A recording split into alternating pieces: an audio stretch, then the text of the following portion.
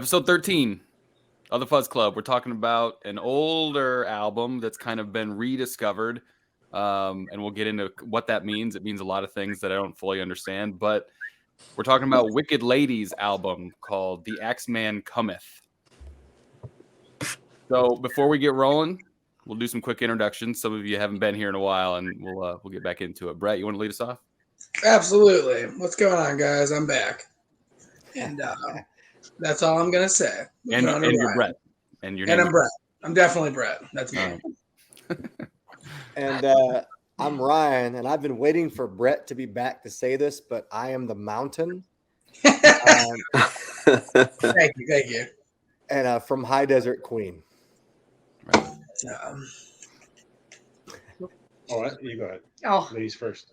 ladies first. I'm Randy, And I'm Kris. and we're a part of Aawks. Woo-hoo. My name's Paul. I'm the Cosmic motherfucking Peddler.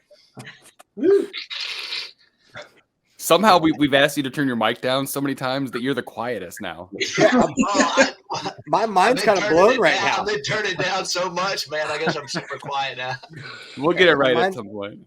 I'm confused. I don't know how to react. Yeah. Paul's so quiet. Eddy? I'm Eddy. I'm playing Lords of Opium Church and the Endless. Bucky.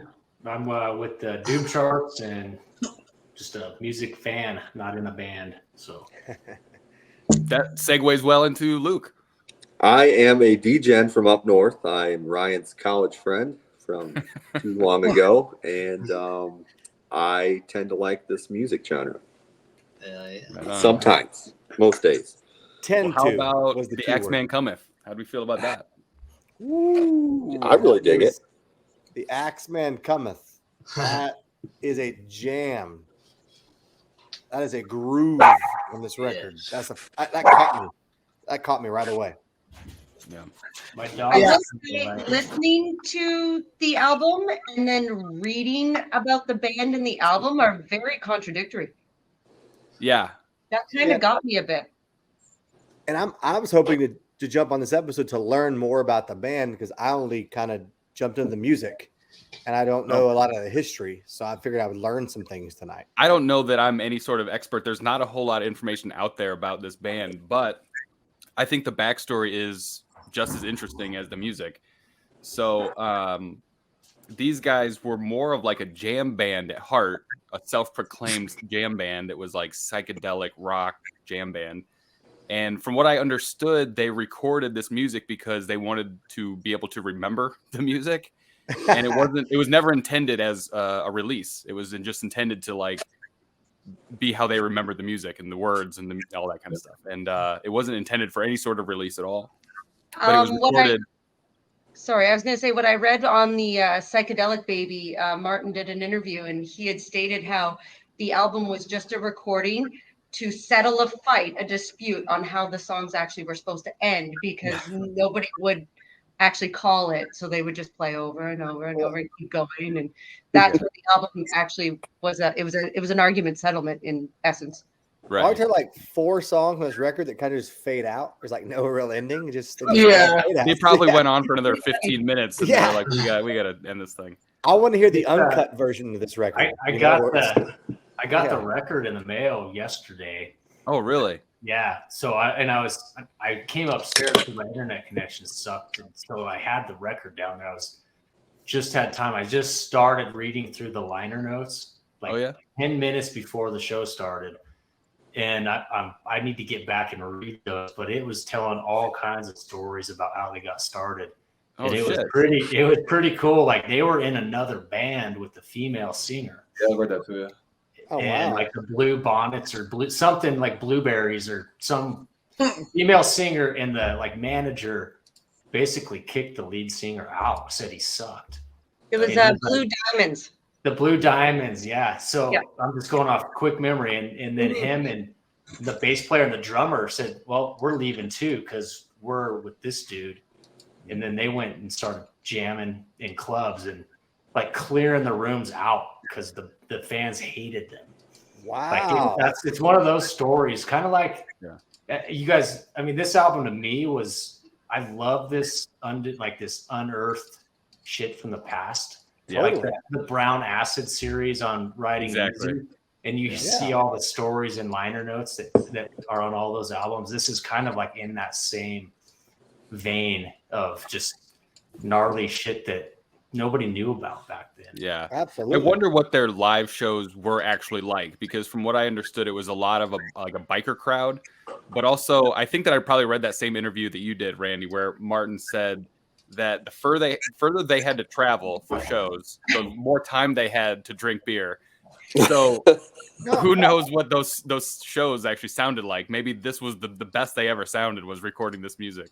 I think so, because it's not a reflection of the words in his interviews, because from what he said, they just turned it up, cranked it absolutely to max. He said there were times where like first chord emptied a room, and then when they would go to the lounge to have a beer after playing, the people would be like, "Please don't tell me you're playing here now." Like, that's how bad they were. And they would kick over the drums and leave everything feeding back until somebody cut the power. That's right. Yet listening to it in our living room, it's something you could have on in the background, or you could have it while having drinks. Like, it's so comforting and groovy and almost sweet in an essence. But what they say is completely different what happened back in those days. I would love to see like a live video, like a DVD, like a concert DVD of this band just got 10 times cooler in my mind. You know, this is awesome. The nostalgia grows. You know, I was talking to somebody in the band yesterday, and I don't know who it was. I was trying to go back and look at my messages, but I was trying to find out where I can get some of this vinyl, and they actually responded when I messaged them from Bandcamp.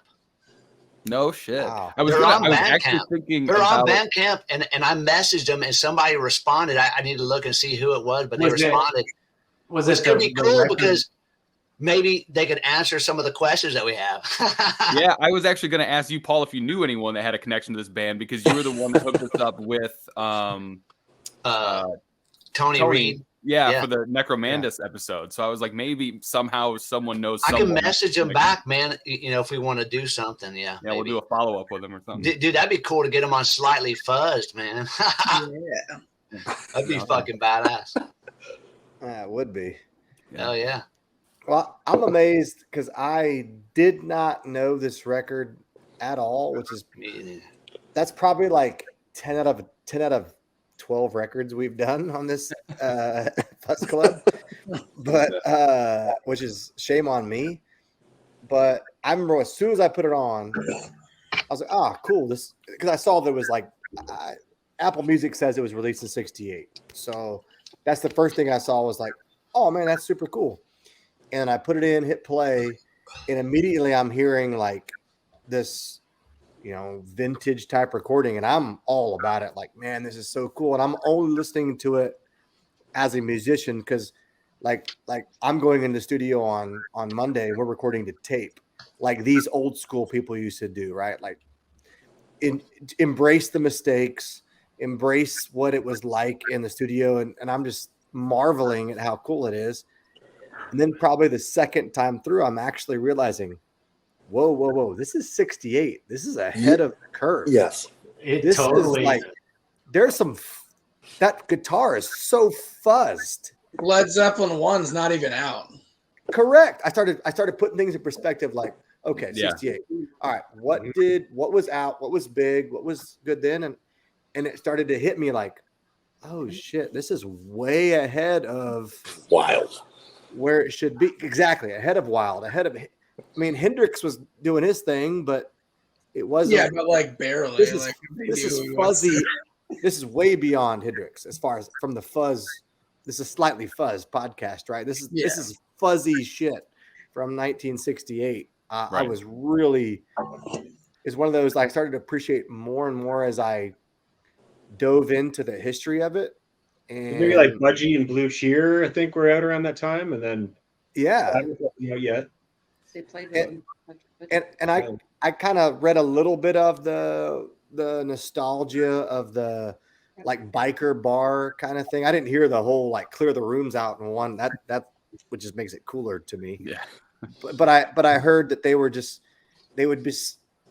they didn't catch on, right? Like everything was kind of going big this way, and they were kind of doing this biker bar thing, and were just totally fuzzed out, loud noise rock. But I've read stories about them playing like the same song for an entire set just to piss people off. Like, Yeah. that is so fucking cool, man. That is like, that is rock and roll. I'm sorry, that is rock and roll to a T. Like, when everybody aspires to be that cool, but is too scared to do it, that's pretty cool. Yeah. I love their like backstory just as much as I love the music. I love that's what got me really, really into this record. But I'm reading about them as I'm on like the third or fourth listen to the record, right? And it all just starts kind of sinking in. Like, this is pretty cool. Yeah, see, I was like the opposite way around. I had seen this album like floating around. The cover like draws your I've seen the attention, cover. obviously. I've seen the cover. I've seen it, but I never really dug in. And then I was gonna say thank you for whoever picked this album to go over, because man, I was blown away. And I was listening to it from a pure musical standpoint the whole time, like over and over. I'm like, this is fucking amazing. It's raw. It's raw, but it sounded kind of refined, and it's like production level. And I'm like, this is underground in the 60s. We're in the underground of today.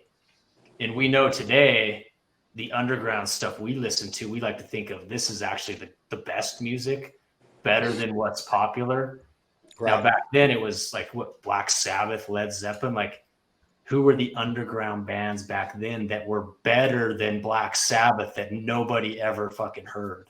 I mean, it's probably a little bit different now because of technology. Back then, there wasn't the means to actually get better with equipment, and like you had to have some sort of means to do it. But that's what was going through my head. Like the underground scene back then was not much different than what we see now. It's just, there's more of us now. Yeah. So, right.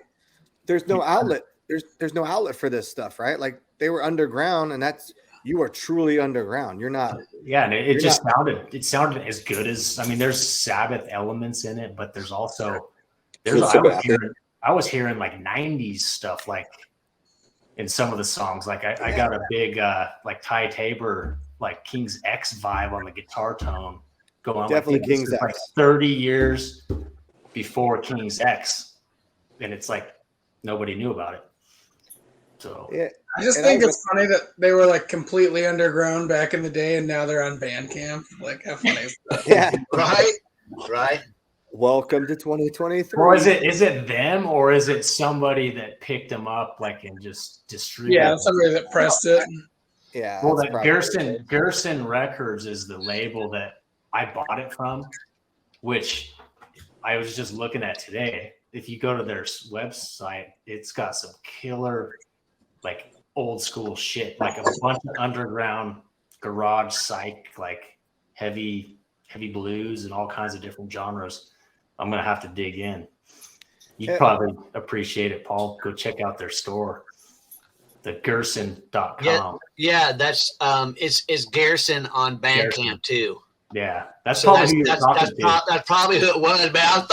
I was like blown away. But see, I never listened to this either. I'd seen the image before, but when I started listening to it and I started looking into it, see, I was thinking initially it had come from the 90s, because when I looked at when I looked on Discogs and I saw the records, it didn't look like, to me, the records didn't even come out to the 90s. I automatically assumed it had come out in the 90s, and I was like, what the fuck? This came out during grunge rock. I was like, what the fuck? This is bad as fuck.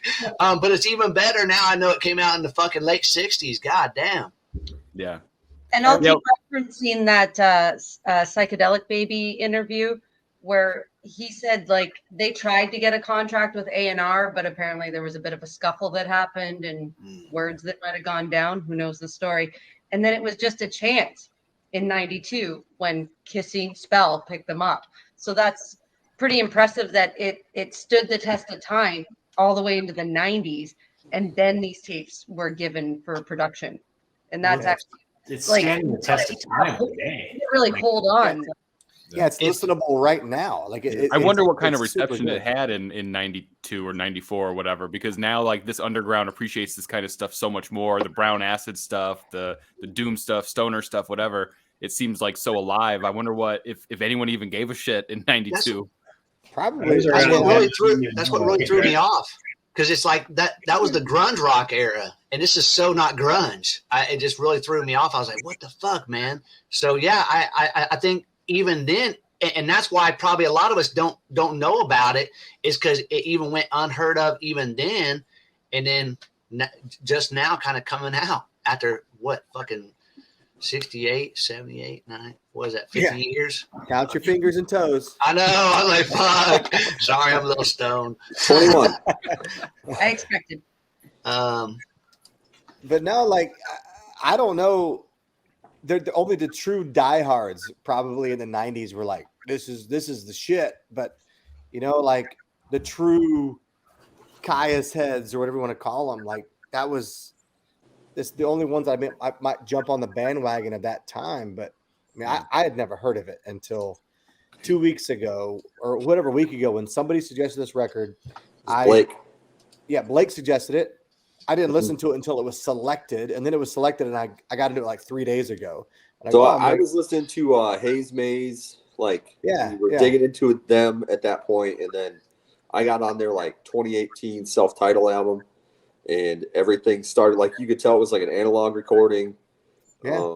Heavy bass line to start almost everything, and then the guitars would start, and then so I popped this on, and I'm like, oh, same shit, right? Right. And then I dug into it a little bit. And The bass on this album is incredible. Well, The bass is what keeps the whole thing going. Which Dare probably it's a bit Sabathian. Sabathian, for sure. Sabathian. If someone said that this album came out in 2022 or something, like I would believe it without. I thought it. So right. Like I didn't know until I looked at like the album thing on Spotify, and I was like, "Fuck, 68? Are you kidding me?"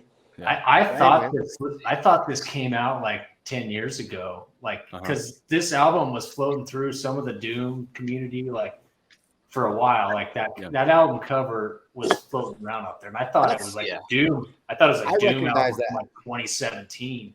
Yeah, and then I looked it up. I was like, oh fuck, this is like a buried treasure, and I pushed play and I bought both the records on that Bandcamp link that is there. I got the other one's coming, and the other one showed up yesterday, and I'm like, I'm in love. And that's what I was going to ask. I ordered one too. Did anybody listen to any of their other albums? I guess Bucky did. Yeah, no, the other one's I think this one's better. The other one, it's the same type of stuff. But okay. It is. So if you're on Bandcamp, did you guys know Papa Paul Wrote? Do you guys know that name? The guy on Bandcamp? He's an old hippie from like the 60s. He was in the underground back then. This is like he knew this band back then. Wow. He had like he's a crazy story, dude. He's this old redneck guy from Pennsylvania that used to have an entire like vinyl collection of all these underground acid rock, like garage, like the heavy acid stuff. And he was doing all that. I mean, he was in that scene. So he has really good taste. All that acid. He knows good music. So he's on Can you imagine? This is like his favorite album of all time. Wow. Can you imagine how hard that would have been back then? Because there was no computer, there was no cell phones. You had to live there was barely a fucking TV. You had to tune that shit in. Seriously, you just had to live in the city where like it was Bucky happening. says, you had to live in the city where these bands came through, or maybe just word of mouth from these bands, right? Yeah, and that's crazy. That's impressive. Yeah. Does anybody know how old the members were? What's that? The guy from Bandcamp. Can you give us his name? Paul Wrote. R-O? So if you go to the Bandcamp, he's the second review on their record. Cool. Paul Wrote. Paul wrote what? R-O-T-E. He's a born again Christian. He went like completely Christian. he sold off his vinyl collection, like and basically. And that's sacrilegious. That's sacrilegious. Yeah. But he's a Doom Charts contributor. He's on the Facebook group. Like I've known him for years. Oh, okay. All right, so we should have gotten him on here. Why didn't you hook us up with this guy? Come on, he's probably out. He's probably in his deer stand, like shooting the whitetail. Yeah. It's not deer season anywhere right now. No, there's no season. I think in Texas it's always deer season. You're probably right. But he's in like upstate Pennsylvania. Yeah, he's in Pennsylvania. They can't even hunt on Sunday. We could have done this episode on Sunday. It would have been fine. Yeah, exactly. Holy day. Well, I was hoping to learn because I could have Googled it, but I'm lazy. Where is this band even from? UK. Somewhere in England. Yeah. UK. Shocker. I saw it somewhere. It's like a North Hampshire shed, something. Northampton. Does it say how old they were when they recorded this? Like 19 or 20, 81. They had been in some other bands though. Like there was another band called like Dark or something. Yeah. That's where the guy ended up after this band. I thought that was after. I thought I read that too. It's after, and he even stated in the interview that most pictures that you see online that might be attributed to the Wicked Lady, those aren't them. That's Dark. But there's not a lot of actual evidence or even footage of these guys that nobody was in the room. Makes it that cooler. Much cooler right there. He always has the same guitar that Leo from Rickshaw Bill's always got. That was a 12-stringer. He's got an 8-stringer. Same thing. It's just like, what the fuck is that thing? Wow. How do you play that? It sounds good. Yeah, and let's be honest, I was impressed with, and I'm just a bullshit singer, but the guitar work on this record was super cool because of how fuzzy and like when I say imperfect, I mean that in the best way possible. Like you could tell this was recorded live, like to tape, like they did back in the day, and it was like, no, that's the best take we got. We're rolling with it, and it was amazing. And I'm curious to ask guys like Brett and Eddy, like it had to be like the old late 60s fuzz face pedal he was probably using nonstop. Yeah, probably because just how shrill it is, and it's probably like on greenbacks or like a 10-inch speaker. Yeah, like super just sucked all the tone right into one. Yeah, like you can hear every string, and that is super fuzzy, like the fuzz face does. Yeah. Left open sometimes just to make it more abrasive and more in your face. Because there's some gnarly shit like when when the Axeman Cometh played the first time I heard it, I go like I was listening to it and I'm like, and I'm all about that drum comes in with the groove, right? And I was like, oh yeah, pretty cool. You're talking about the title track, the Axeman Cometh title track. Yeah. This what track 3 or 4 on the record? I think it was. It's all instrumental, right? Well, for a while, man, when that drums come in, that caught my attention. I was going to make mention of that. But that's Bonham shit before Bonham. That's like this big drum track coming in, and the bass work, as y'all mentioned earlier, is pretty freaking awesome. Yeah, it holds the whole thing. The bass carries that whole album. And then this just like nasty, out of place guitar. Fucking wild guitar. Yeah. Especially for 68. And like Eddy, I think Eddy's right. There's probably like some open wah through a fuzz face, just like gnarly shit, which happens all the time now. But this is 1968, whatever, right? Like this is not a thing. And it's pretty cool to hear that. And it's a shame they never grabbed onto the mainstream, because it's interesting as a musician now, like what had that gone mainstream? Jimi Hendrix went mainstream, right? And he did kind of the same thing, but in a totally different way. Like what kind of music that spawned because of that? Like imagine if this record goes mainstream in that era, like what music spawns from that. I was telling Ryan before we got on, before you guys all joined in, when I was listening to this record, I was like, holy shit, man, this sounds like Television and the Kinks and like a little bit of Velvet Underground, like all made one stoner album. Yeah. And I was like, it's fucking sweet, dude. Yeah, they all got super high, plugged in, and went. You know, But like the way the rhythm section is, it's kind of like like the whole fucking Marquee Moon record. There This was rhythm one section. I heard a little Steppenwolf-esque in there. Yeah, It was quite nice. yeah. There's a lot of that. I mean, I think you can just kind of draw from that whole like the '70s decade of like that. Think of a badass rhythm section. This band had that, and then they had this like crazy dancing fuzzy guitar around it, which was not really happening. I feel like in the time, and I mean I could be wrong, but I'm from this era, listening to that era, Right. but I'm amazed like at how cool this record was when I was not expecting at all that this shit like that. Yeah, but imagine your sister's listening to the Birds, and you're like, "Well, check out my buddy's band." Click. Yeah. Right. That's a good point. Yeah. I wonder how many other bands heard this though. Like maybe they were more influenced by it than like the fans. Obviously, the fans didn't hear much of it because it didn't really make it out of anywhere. But I wonder how many bands like were around, heard them play, saw them play, or whatever. I wonder if anyone like heard this. There are those bands that give a lot of credit to, and I never hear this one brought up.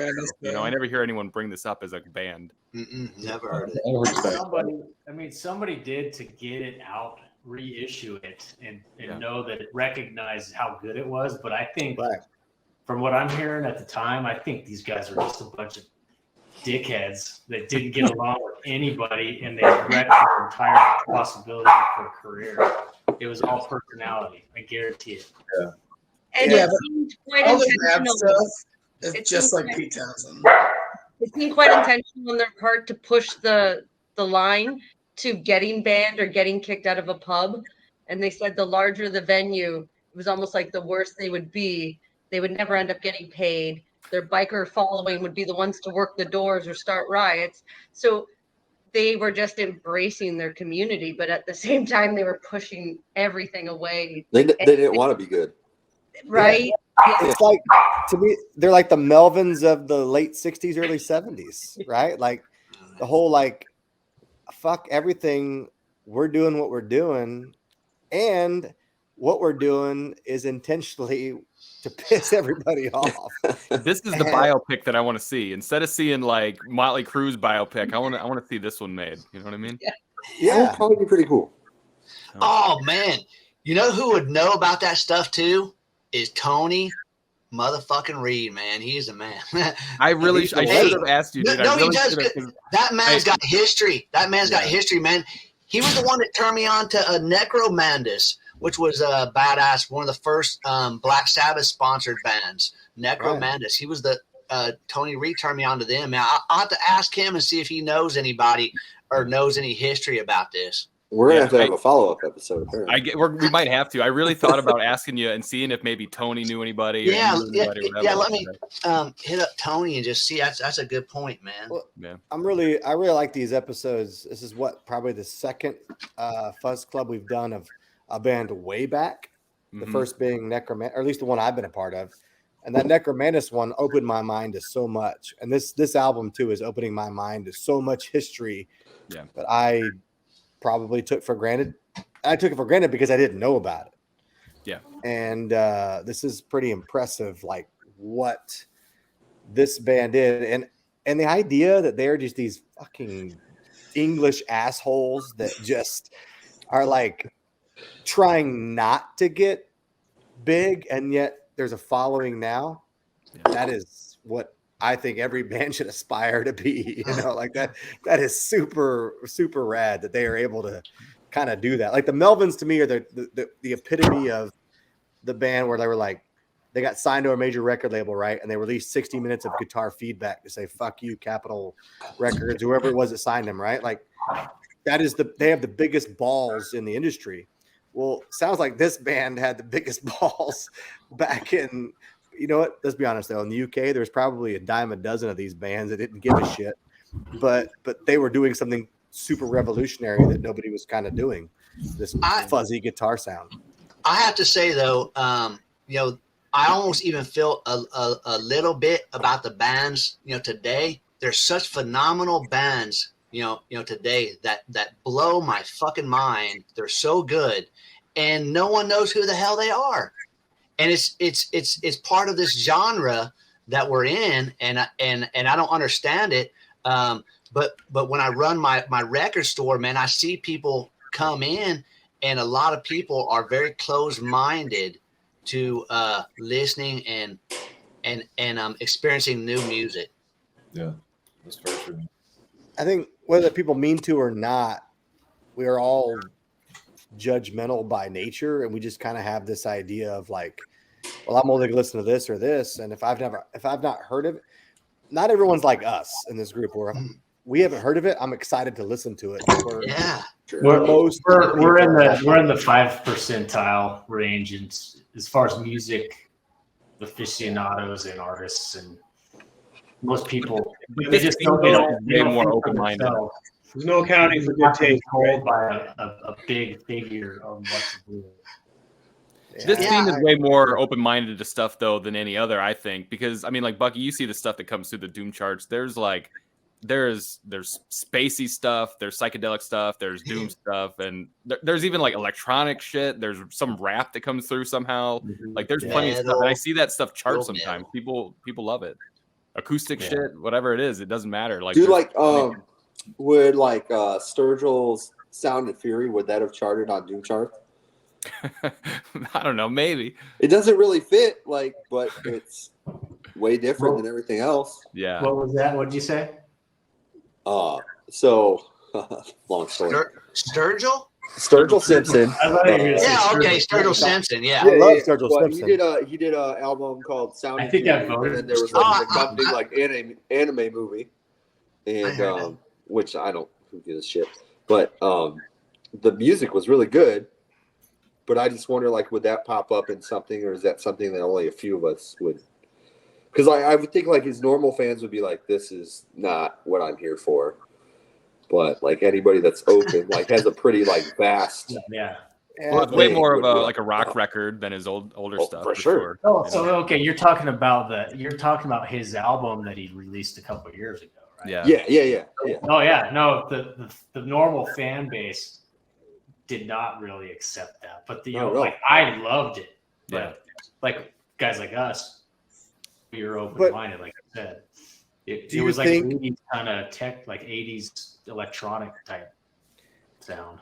Do you think it wasn't accepted because of the sound or because it had Sturgill Simpson written on it? No, I guess I'd say it wasn't accepted by the fans that like Sturgill for his country. Yeah.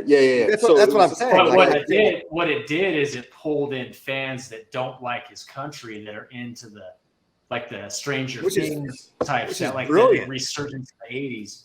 Like so it didn't hit the normal fan base, but it was good in like a musical sense. Like it was art. It's kind of fell in the middle.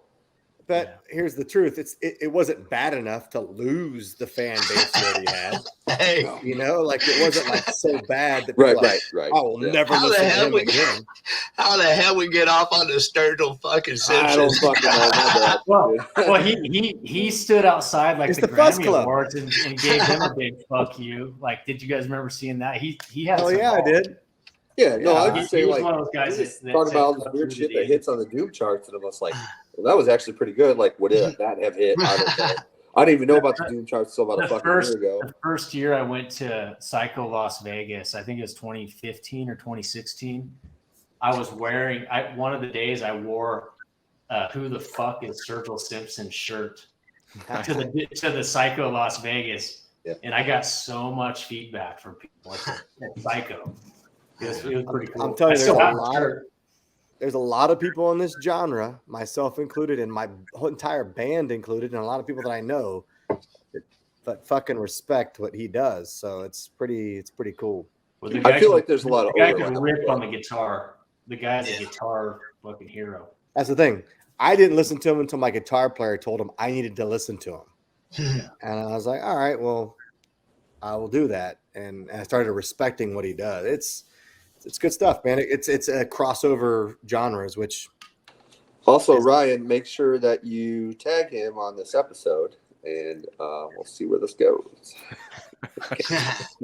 Yeah. I That'd would be love to do an badass, episode with man. He's got a pretty big market, my friend. I'm Yeah. kidding. I The difference, hijacked it. the That's my difference fault. between him and some of the stuff that comes in Doom charts, though, is that like he is already positioned as like a country artist that's trying to maybe cross over. Whereas a lot of the stuff that comes through the Doom charts, and not just them specifically, but just that people talk about in this scene, and I see them post about or put on playlists or whatever, is those people aren't like positioned in like specific country or specific electronic or whatever.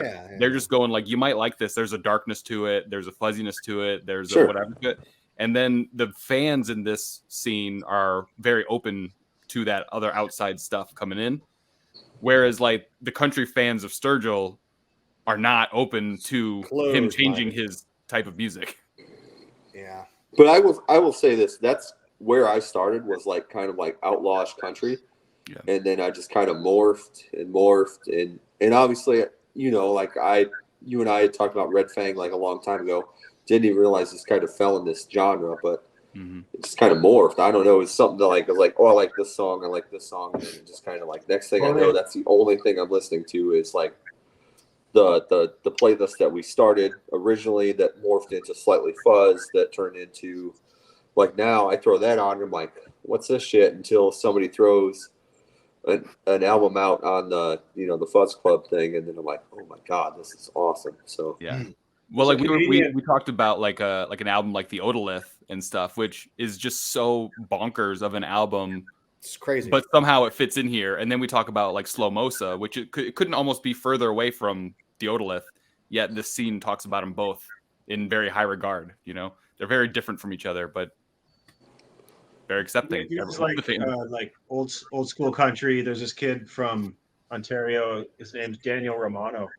And he wears like a Frank Williams Senior thing. Like he wears the nudie suits and stuff. He's pretty fucking good. No, dude, he's like the fucking glitter. I'm spacing out on the name. But he's prolific, dude. He puts out like 5 albums a year. Oh yeah, I have several of his records. I'm a big fan.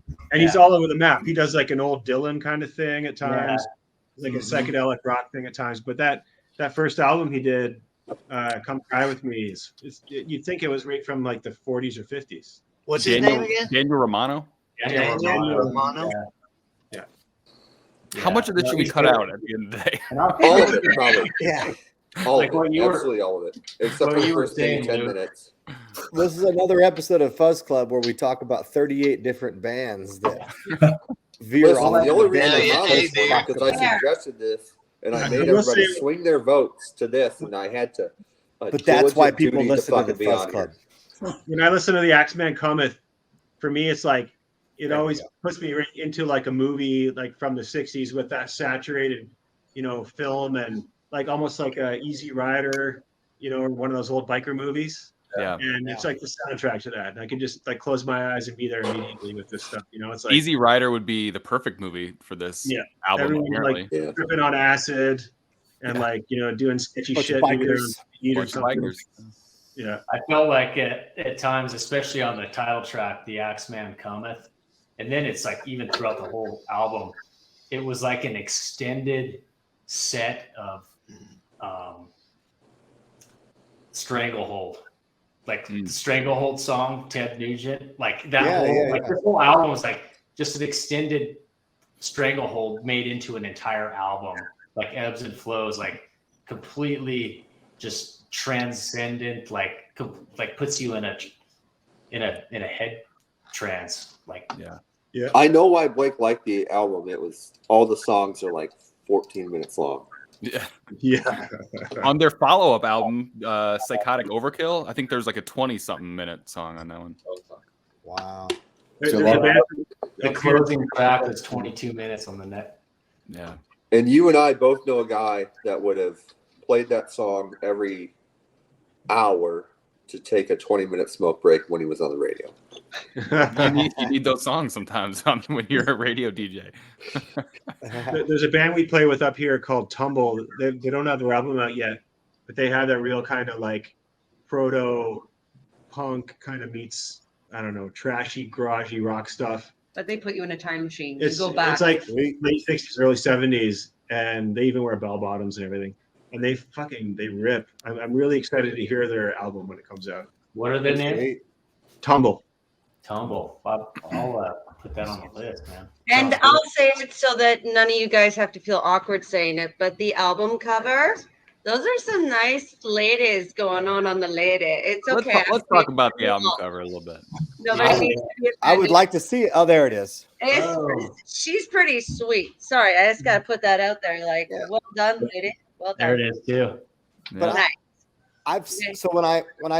The backside. Oh, we didn't catch the backside. Nice. That's on the record. Backside, no pun intended. Wow. Yeah. I love it. Yeah. She's wicked. She is. I love her. But I had not heard this record, and then a couple days ago, when I was like, all right, I'm going to listen to this record to get ready for this episode. I had seen this cover. I think 1 million people have used this cover for posters or just maybe talking about it that I just wasn't paying attention to. And I just assumed it was because, there's a good looking lady on the front.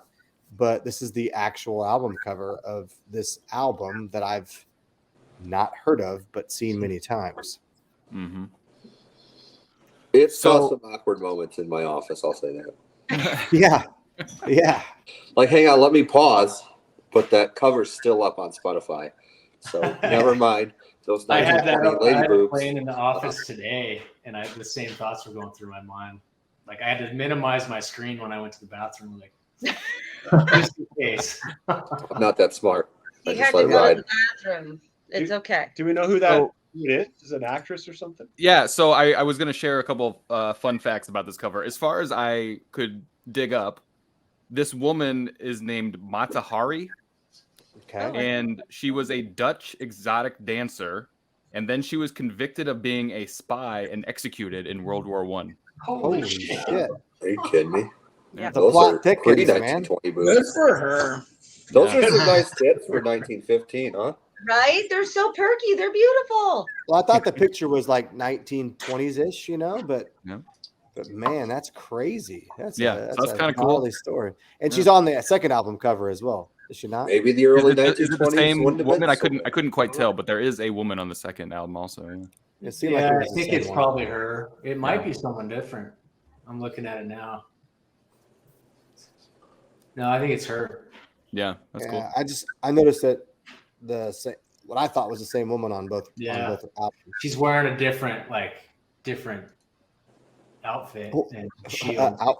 We're going to call that an outfit. Get your outfit on. Woo. Yeah. Well, what do you call it? The metal suit, the knight suit, or whatever. Oh yeah, but the second record, she's got like a sword and a shield, dude. That's psychotic overkill. All right, that'll be a couple episodes later. We'll do a psychotic overkill on Wicked Lady. Well, yeah, if we can get some of these new guests that we've talked about, we'll do a follow up for sure. Yeah, get Tony in here, man. Well, she can't. She's out. She was that idea I gave you. Yeah, I don't think we're gonna get her on the show, unfortunately. You never know, brother. She was definitely executed about 100 years ago. But yeah, I don't think she's gonna make it. Maybe we could track down who was the executioner. Yeah, there you go. Ryan, did you make that alternate cover idea? No. I just kind of scrapped the idea. Yeah. There's too many ways to go with that one. Wicked Lady? Question mark. Yeah. All right. Yeah. In 2023, you can go a lot of ways with that one, my friend. Although I would like to share the one of Kris on the head of the woman. That was pretty good. So, anything else about this? We talked about all sorts of stuff. Do we want to say anything more about the music itself? What was everybody's favorite song? We've mentioned the Axeman Cometh, but the first one.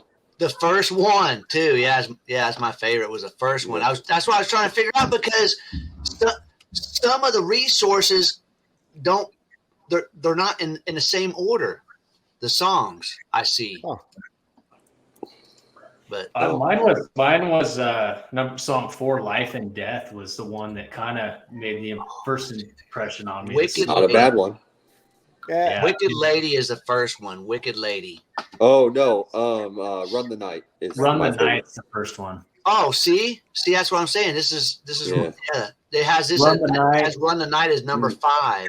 And then War Cloud was good. Yeah, the acoustic beginning of War Cloud was really cool. It was like Yeah. it was almost cheesy, and then it Yeah. kind of got War me. Cloud, Like, It took like a minute, and then all of a sudden it's like, damn, this is good. and that acoustic guitar riff wasn't even like fluid. It was like, I don't know what's going on here. And It then, almost, was that like a 12 string? Like it sounded like a 12 string. and they were probably, I think they plugged it into like a guitar amp because it sounded like really, like, I don't know. Exactly. It didn't sound like a mic'd acoustic guitar. And I remember going like, is this To be fair, it's 1968. They didn't know how to mic stuff yet.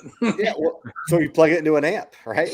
And I remember going like, They couldn't mic those either, but they tried.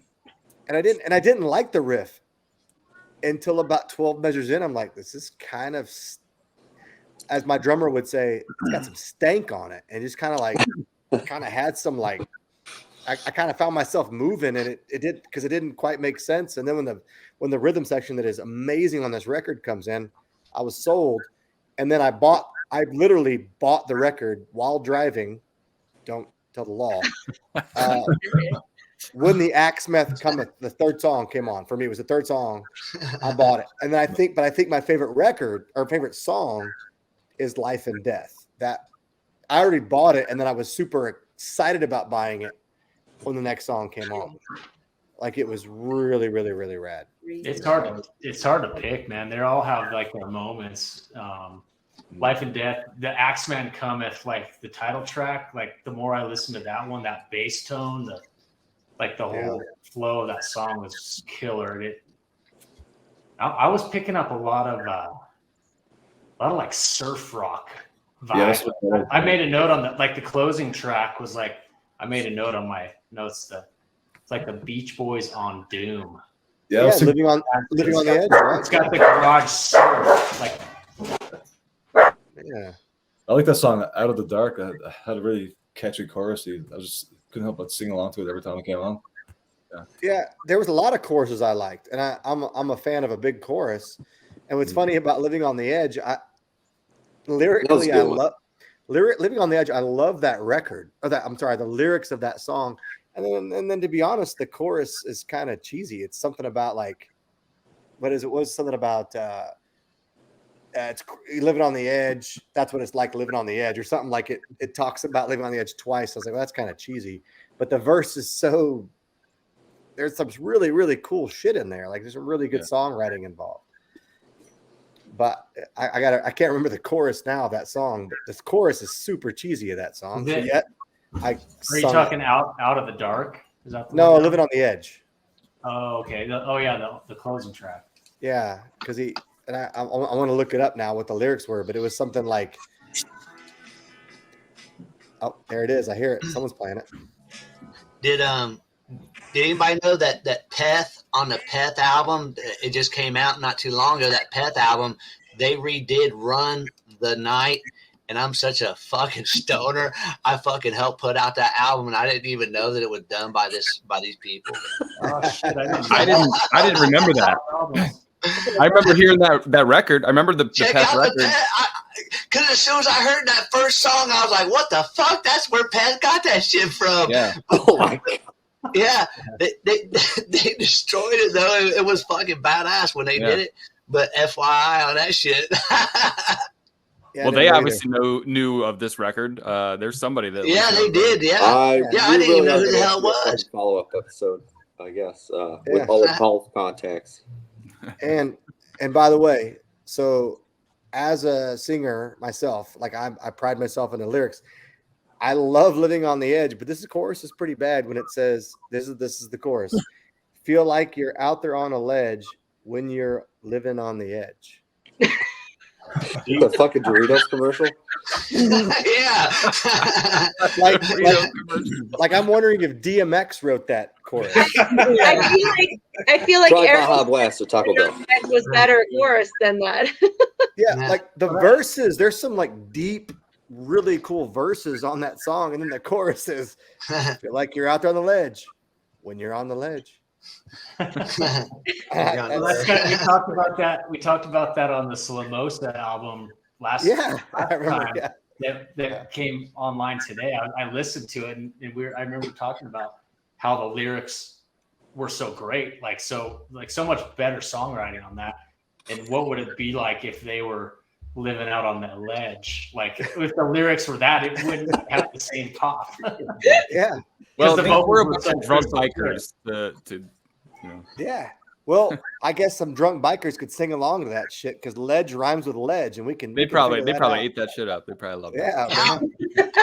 How many great old school bands have simple lyrics like that, and we still know them today? Well, it's because of those. It's because of those badass songs that were simple. And there's beauty in simplicity. That we're scared to write simple shit. We have to we can't because we're just reliving their shit. So we have to make our own stuff. Yeah. We will. Yeah, we Live all on know the it. edge. We all know it. We Yeah, will living on the edge.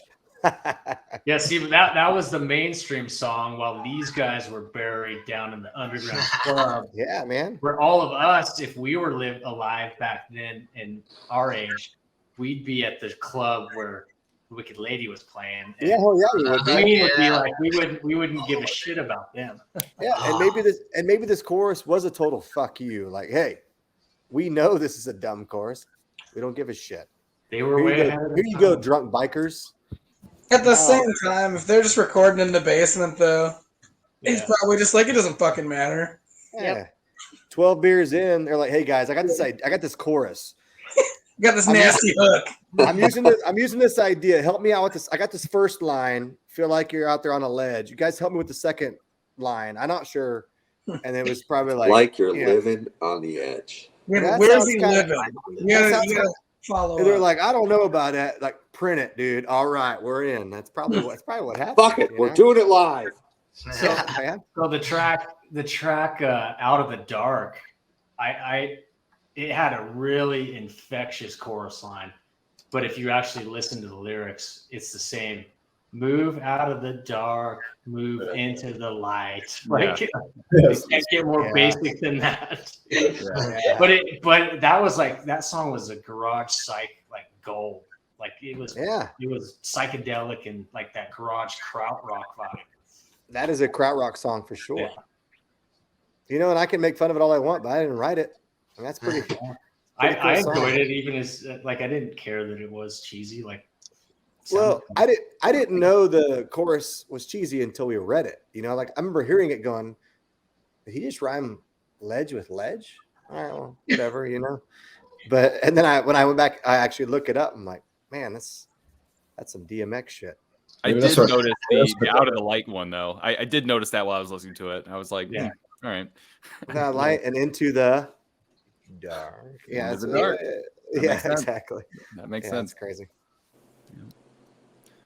All right. What's next? That was fun. I think everybody enjoyed this one. It was a deep dive. I hope everyone goes and checks it out. So Good, man. you want to? People definitely should. Yeah. I bought both the records, so I'm stoked. I found a distributor, and I'm gonna get a bunch of them in the store. All right. Well, I'm gonna buy the second one from you, Paul, because I bought the first one. I bought the first one yesterday while driving, but I'm gonna get the second one. That's my favorite time to buy records is while I'm driving at the stoplight. Well, because how many I bought at the stoplight. Yeah, because if I don't, I'll either forget. Yeah. You know, it's a good record when you're that inspired. Like it hit me. Like I go, God damn. I write so many reviews, like Bandcamp blurbs, while I'm driving at the stoplight. Because it's like I'm listening and I'm thinking like the wheels are turning. And I'm like, okay, this is what I'm going to say. Shit, I write all my songs when I'm in the car. Like it's just how it's something about being in the car is like the best. It's the best for it for sure. I make all my drawings while I'm driving too.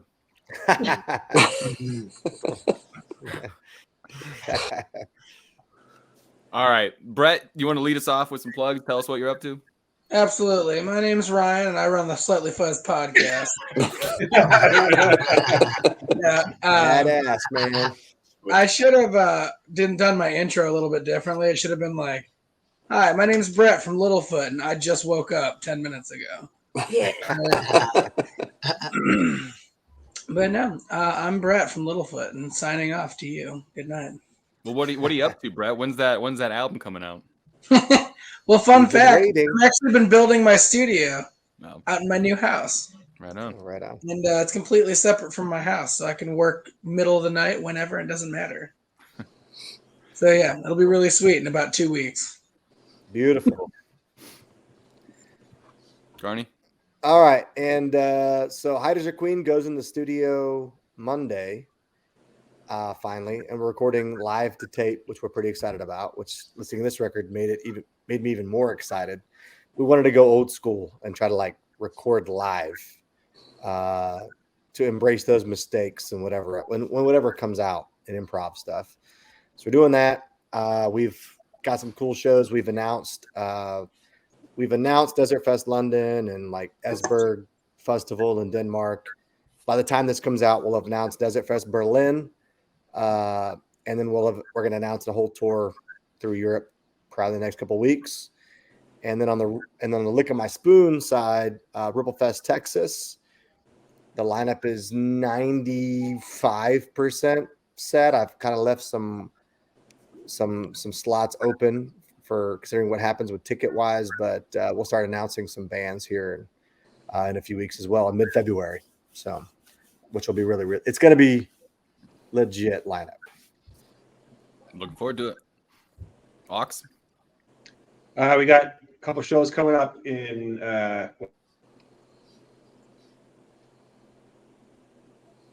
And he paused. well, one I mentioned before. The anticipation was killing me. Yeah. Yeah. I can hear a pin drop. I don't think they realized that he just paused. Can you hear us now? Yeah. Yeah. Is it back? All right. That was good. Drum roll, please. That was good. So yeah, we're playing with Tumble, the White Swan, and a band called Hell Is Other People in London on February 11th. And then we have the second leg of the interprovincial wormhole tour with Sons of Arrakis and a bunch of other wicked bands in Quebec and Ottawa. Arrakis. Man. They did it again. Great bands, really, really, really good shit. And then do we pause again? Oh. And then recording coming up soon, and a bunch of other great shows coming up this year. So we got shows coming up in May, and Book of Worms. But I'm coming up in May. All right. Hell yeah. All right, Oh, Paul. congratulations to the Queen of Doom, by the way. Randy. Oh yeah, right on. We have royalty in front of us here. How? I don't know. Yeah, I saw. I read that. He's getting embarrassed. Okay, fine. There There. it is. She's so modest. She's so modest. Look at Bow. Yeah, that's awesome. Stop it. Well deserved. It is well deserved, by the way. Well deserved. Very cool. Hey, I heard some rumors, Ryan, about the headliner. Are you able to say anything or not yet? What for Ripple Fest? Yeah. It depends on when this is going to come out. Oh, okay. 2 weeks from today. I heard some rumors. Today is the second. Yeah, I So- can squash or confirm the rumor. Go ahead, Paul. What do you want me to say it? Sure, man. King I'm Buffalo. game. King Buffalo. Confirmed. Boom! Yeah! Yeah. All right. Next. The Cosmic Peddler will be at Stoner Jam, South by Southwest this year, and Ripple Fest. I'll be set up at both. Also, I just kind of want to put this out there because I feel like this is a very badass fucking show, and everybody needs to know about this. Fucking Fire Breather and The Well is going on tour. Yeah, And that's a monster, dude. They're coming through San Antonio too. And we all know we love Fire Breather on this. Yeah, episode. yeah. So that's why I wanted to put it out here, man, because I've been talking to them and I'm trying to get them to. That kind of leads into some of the other stuff that I'm doing. So I got my new store, and what I'm trying to do is I'm trying to bring bands into the store while they're touring through and setting up, meet and greets and trying to promote them, so that way I can get people to come by and buy records and merch and stuff from them before the shows and stuff, because not everybody can even make it to the shows. So at least trying to do some of that stuff. And then plus it kind of gives me an opportunity to get some photo ops, with them and buy some music from them for the store. So I've been trying to do some of that. I got like 2 record shows coming up. One in San Antonio, one in Dallas. And then I got the my very first solo album by the Cosmic Peddler, King Bastard, is going to come out, and we're doing a tour release with them. And I'll be traveling with the band. We're going from Dallas to Austin to San Antonio. We're going to do 3 dates. We're going to release the album on the Cosmic Peddler at the day of the tour, and then the band will release theirs on the tour, and then afterwards they'll go up on the band's Bandcamp, whatever is left over after the shows, type of thing. So we're going to do 3 dates and release the record, and then see how that process goes. Cool, man. Very cool. Be pretty cool. What's up, Eddy? Laura's is working on the second album, putting that together, and the MLS is looking to get in the studio for the debut album this year sometime. So I'm not sure when that's going to be released, and I'm still starting to do my thing on the side and solo work and putting material together for that and get that released eventually in between all that. Nice. Yeah, man. I want to keep hearing some of that solo stuff. I hear some stuff you're doing. It's pretty cool, man. Awesome. Thanks, man. I'll keep it going for sure. Please do. What's up, Bucky? Yeah, so I'd like to say congrats to the Aawks crew for the placing in the Doom Charts Best of the Year list. Top, like number 5, right?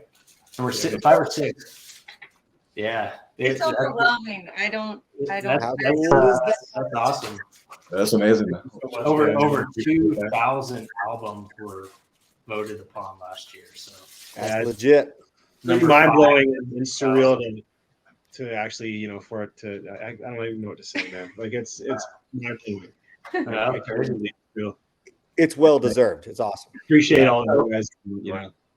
Yeah. And January charts is coming out tomorrow, so stay tuned. First Friday of every month, January Doom charts, and it's what a big month January was. Yeah, I was blown away. Like what a big difference too, because I felt like December was kind of rough. Like people don't want to release an album around December, and then January everyone was just like, bam, so many good albums out in January and February and March. It's gonna be a good start of the year. Yeah, so we just recorded the December Doom Charts countdown last night with Billy Goat and John Gist of Vegas Rock Revolutions on the Doomed and Stone show. So that'll be coming out in a week or so. We're always like a month late, a couple months late, but yeah. So tomorrow, and then I'm getting back into writing reviews. I sent in some material to the Ripple Effect, which I wrote for years, and did a review just recently. So I'll be around. Be around out on Twitter and listening to music again. So, right. Sweet. Well, looks like Luke disappeared just in time to tell us what he's up to, but he didn't want to talk about it. He's got too much going on. He's got a couple kids. He probably had to go clean a diaper or something. You never know. I had. You guys probably noticed me. My kids and my dogs were just like I was all over. I had to mute myself quite a few times. Yeah, that happens. My kid came up here in the middle of a podcast once. He made an appearance, so it happens. Everyone go check out Axeman Cometh, and we'll see you on the next one, I guess. Looking forward to it. Later.